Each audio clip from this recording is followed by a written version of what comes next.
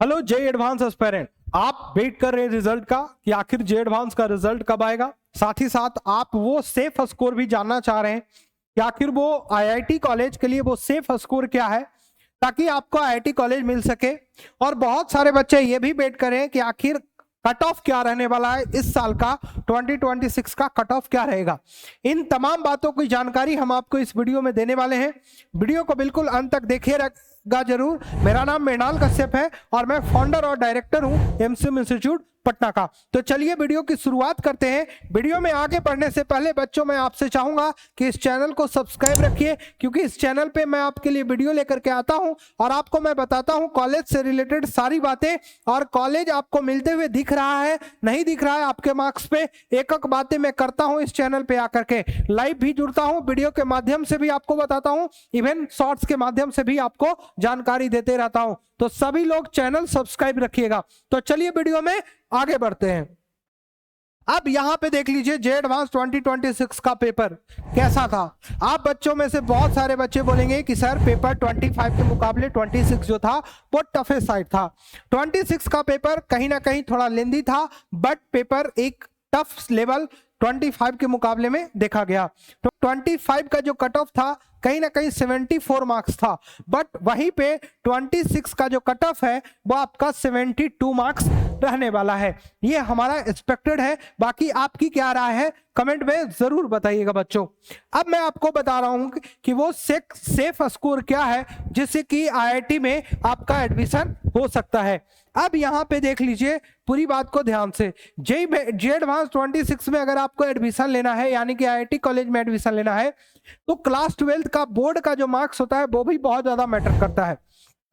आपको 75% की criteria fulfil करनी पड़ती है उन विद्यार्थियों के लिए जो विद्यार्थी क्लास 12 में अपना 75% स्कोर नहीं ले पाते हैं। तो 75% लाना बहुत ज्यादा जरूरी है। ओबीसी और जनरल कैटेगरी के स्टूडेंट के लिए ये 75% है। वहीं पे एससी एसटी और पीडब्ल्यूडी के लिए 65% है बच्चों।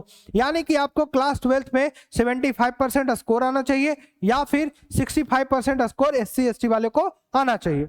लेकिन अगर ये दोनों नहीं आता है तब आपके पास एक और ऑप्शन है कि आप अपने बोर्ड के टॉप 20% में अगर आप आते हैं तभी आप इसके लिए एलिजिबल हैं।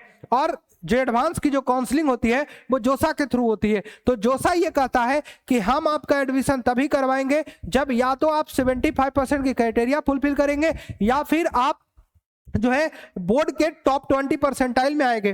अब आपका सवाल है कि सर ये टॉप 20% कहां देखने को मिलेगा।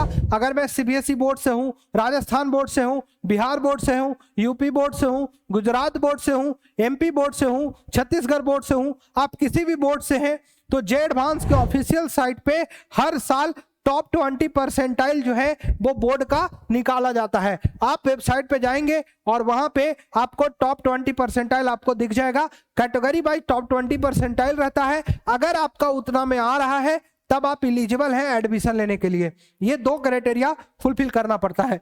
आगे बढ़ते हैं यहाँ पे। और आपको मैं बता दूं कि जे एडवांस का जो कट ऑफ है लगभग इस साल 72 से 74 मार्क्स रहने वाला है, यानी कि 72 से 74 रहने वाला है। सेफ स्कोर फॉर आईआईटीज क्या होगा मैं आपको आगे बताने वाला हूं, और सीएससी के लिए कितना इंपॉर्टेंट है वो सारी बातें आपको बताने वाला हूं बच्चों, ठीक है। अब मैं आपको बता देता हूं यहाँ पे कि सेफ स्कोर क्या रहेगा इस साल, क्योंकि 2025 में 332 मार्क्स पे फर्स्ट रैंक बना था, 2024 पे 355 मार्क्स पे फर्स्ट रैंक बना था। तो मैं आपको बता दूं कि 2026 में 332 335 पे फर्स्ट रैंक बनते हुए दिखेगा पेपर का टफनेस लेवल को देखते हुए। और क्योंकि पेपर 25 के मुकाबले 26 बहुत ज्यादा टफ नहीं था, बिल्कुल सिमिलर पेपर था, तो आप ये मान के चल सकते हैं कि जिस तरीके से 25 का सिनेरियो रहा है उसी तरीके से 26 का भी सिनेरियो रहने वाला है। मैं एक एक करके लिखूंगा तो वीडियो लंबा जाएगा। आप ये समझने के लिए आपके लिए आसान हो जाएगा कि कितने मार्क्स पे कौन सा रैंक बनते हुए आपको दिखेगा। अब बात करते हैं कि सर ट्रेंड में क्या बदलाव आएगा। जो बच्चे 27 का प्रिपरेशन कर रहे हैं, जो बच्चे 28 का प्रिपरेशन कर रहे हैं, इस बात से बिल्कुल मत घबराइए कि पेपर बहुत ज्यादा टफ होगा। अगर आपने अच्छे से पढ़ाई किया तो पेपर आपको टफ नहीं लगेगा। पेपर एक सही जो जे एडवांस का पेपर होना चाहिए, क्योंकि जे एडवांस एक क्वालिटी के लिए जाना जाता है और उस क्वालिटी का पेपर आपका होना बहुत ज्यादा जरूरी है, क्योंकि जे एडवांस अपने आप में एक बहुत अच्छा एग्जाम है जिसकी तुलना किसी से की नहीं जा सकती है। तो जे एडवांस अपने आप को हमेशा मेंटेन रखेगा। तो 26 और 28 के एस्पायरेंट हमेशा अपनी पढ़ाई को ध्यान दें और अपने आप को और इनहेंस करने का प्रयास करें। अब मैं आपको बता देता हूं, पूरी एनालिसिस बता देता हूं, ईयर वाइज एनालिसिस बता देता हूं। 2022 में क्या रहा था, 2023 में क्या रहा था, उसके बाद 2024 और 2025 में क्या रहा है, ये सारी बातें मैं आपको बताऊंगा। और 25 का कॉमन रैंक लिस्ट और क्वालिफाइंग मार्क्स भी आपको मैं सारा बताने वाला हूं। अब देखिए, अगर मैं 2022 की बात करूं तो यहां पे देख लीजिए, यहाँ पे रजिस्टर्ड जनरल का इतना कैंडिडेट थे और अपीयर बोथ में इतना कैंडिडेट हुए थे, ओबीसी वगैरह सारा ये आपकी पूरी की पूरी एनालिसिस है। उसी तरीके से 2023 में भी उसी तरीके से जनरल, ओबीसी, ईडब्ल्यूएस बच्चे जो है अपीयर हुए थे और इस तरीके से एनालिसिस था। आपको सबसे ज्यादा इंपॉर्टेंट 25 में भी वही था।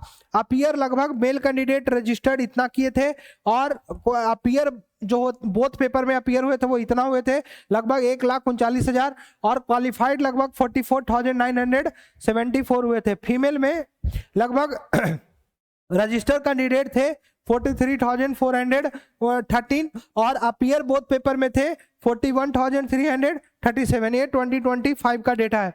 वहीं पे मेल की बात करते हैं, क्वालिफाइड यहाँ पे 40,000 थे, फीमेल क्वालिफाइड 7,964 था।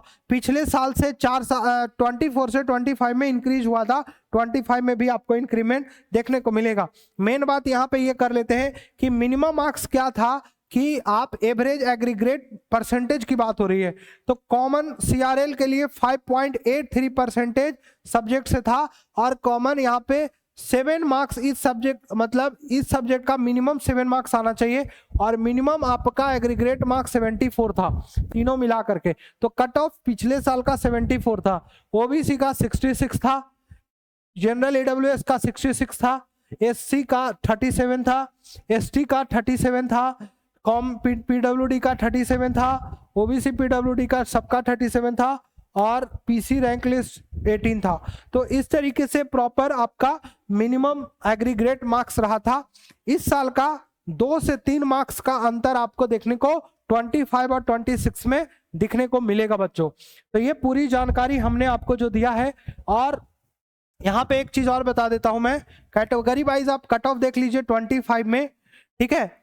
जनरल का 74 था और सब्जेक्ट वाइज 7 था, ओबीसी का 66 था, सब्जेक्ट वाइज 6 था, एससी एसटी का 66 था, सब्जेक्ट वाइज 3 था। यहाँ 72 से 75 ले लीजिए, ठीक है। यहाँ पे आप वही 65 से लेकर के 70 ले सकते हैं, ठीक है, इसी के अंतराल में आपका आने वाला है। इस तरीके से 24 में 109 था, 25 क्योंकि बहुत ज्यादा टफ पेपर था, 26 भी टफ पेपर आया है, तो 25 के अकॉर्डिंग ही आप इस चीज को देख सकते हैं, ठीक है।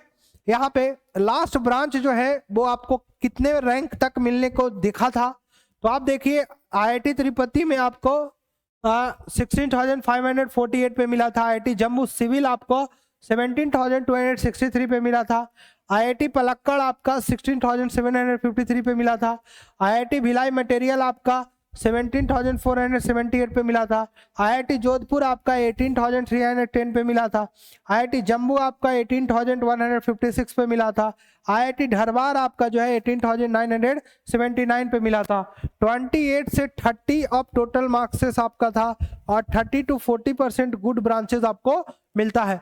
तो सेफ स्कोर आपका सीएससी का क्या था 2025 में, आईआईटी बॉम्बे 66 तक,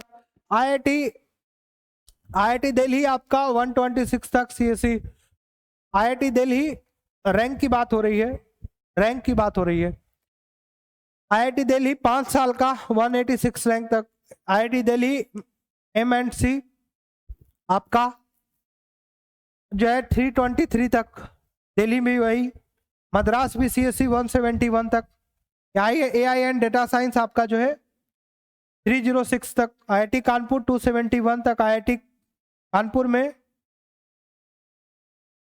जो है 1179 तक, IIT Kanpur statics and DS data science 1270 तक आपको मिलते हुए दिखा है। तो ये सारी तमाम बातें थी जो हम आपको बताए कि आखिर इस रैंक तक, इस मार्क्स तक आपको जो है मिलते हुए दिखेगा। तो आप तमाम बच्चे जो जे एडवांस का एग्जाम दिए हैं वो रिजल्ट का वेट कर रहे हैं, तो लगभग 1 या 2 जून को आपका रिजल्ट पब्लिश कर दिया जाएगा। तो आप इस चीज के लिए बिल्कुल निश्चिंत रहिए। आपके अगर जितने भी मार्क्स आ रहे हैं, जो भी आ रहे हैं, कमेंट करके आप मुझे बताइए।